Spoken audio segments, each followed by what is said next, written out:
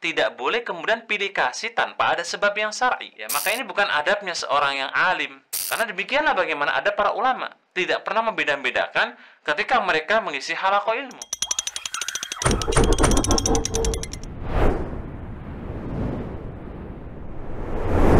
Bismillah. Assalamualaikum warahmatullahi wabarakatuh. Alhamdulillah, salatu wassalam ala rasulillah wa ala alihi wa sahbihi wa mawala la hawla wa la quwata illa billah ma ba'd. Jamaah sekalian kaum muslimin wal muslimat, sahabat MPD dimanapun antum dan antuna berada, arsadana wa arsadakumullah. Sebuah materi yang sangat dekat dengan kehidupan kita adalah sebuah ilmu adab. Taman-taman adab bagian daripada ilmu yang sangat berharga dalam kehidupan kita. Karena setiap hari hampir kita akan bertemu dengan bagaimana karakter orang, attitude manusia, sopan santun, dan lain sebagainya. Termasuk diantaranya adalah materi yang akan kita bedah hari ini, masih menyambung dalam pembahasan sebelumnya di pasal yang ketiga, yakni terkait dengan adab seorang ulama terhadap muridnya dan tempat halaqah ilmu.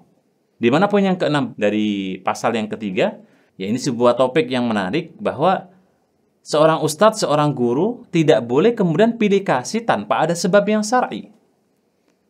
Di mana kita jumpai di akhir-akhir ini kadang-kadang banyak di antara mungkin guru kita atau dosen kita, ya, atau mungkin juga adalah ulama kita atau kiai kita dan lain sebagainya, memberikan sebuah penghargaan tanpa kemudian ada alasan yang dibenarkan, yang kemudian lebih cenderung bagaimana pilih kasih terhadap orang lain. Ya, maka ini bukan adabnya seorang yang alim, bukan adab seorang ulama. Hatta jikalau seandainya misalnya ada di antara murid-murid kita itu adalah anaknya mungkin bangsawan, anaknya kemudian orang yang punya pangkat jabatan, tidak boleh kita kemudian utamakan mereka. Kita hukumi semua sama, ya. Kita hukumi mereka semuanya sama. Kita berikan ilmu sesuai dengan porsinya masing-masing, tanpa kita kemudian beda-bedakan ini A, ini B, ini C, ini anaknya si fulan, ini si fulan, tidak ada. Bukankah Nabi kita juga bersabda, man jadda wajada, bersungguh-sungguh dalam hal ini, yang punya semangat yang tinggi, yang punya juhdun kabirun dalam bab masalah dia belajar, maka dia akan menggapai itu, dia akan mendapatkan itu, dia akan kemudian menemui, ya, semua hasil upaya dan jeripaya yang dia lakukan.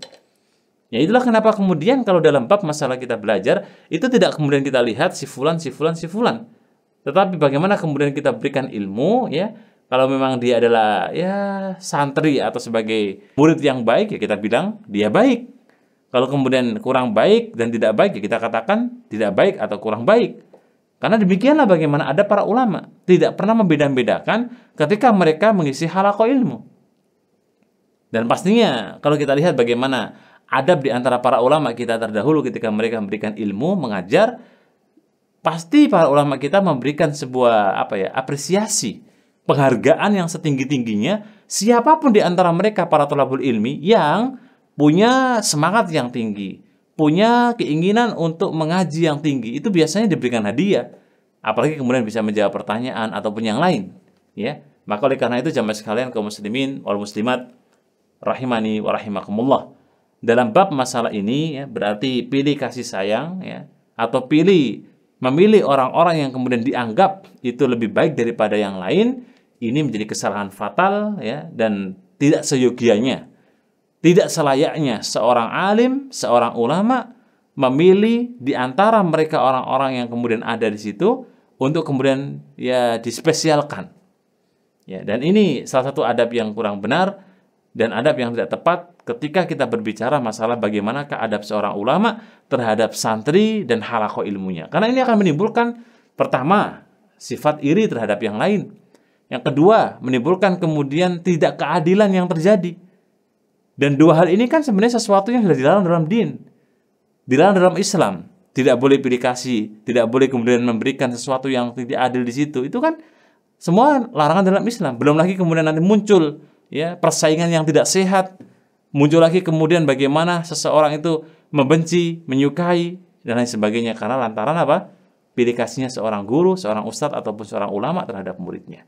Dan semoga kita termasuk di antara murid-murid yang soleh, yang taat, yang kemudian mendapatkan ilmu yang baik untuk kehidupan kita dan akhirat kita. Wallahu a'lam bishawab. Assalamualaikum warahmatullahi taala wabarakatuh.